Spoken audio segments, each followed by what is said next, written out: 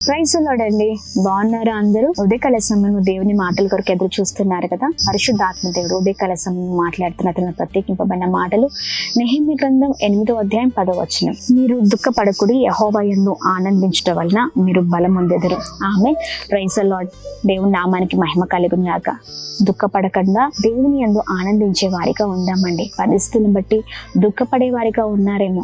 ఉదయకాల సమయంలో ఏ పరిస్థితులను బట్టి మరి చాలా వేదన గురి అవుతున్నారో, పరిస్థితులను బట్టి చూస్తూ మనం ముందుకు వెళ్తుంటే పరిస్థితులు ఇంకా ఎక్కువ అయిపోతూ ఉంటాయి. అంటే ఆ పరిస్థితులు మనం చాలా వేదన గురి చేస్తూ ఉంటాయి. కానీ ప్రభు వైపు చూస్తే ఆ అద్భుతమైన దేవుడు మన జీవితంలో ఆ సమస్యను తొలగించి మన జీవితంలో గొప్ప కార్యాలు చేసే దేవుడై ఉన్నారు. అందుకనే ప్రభులో ప్రతిదినం ఆనందిద్దాం.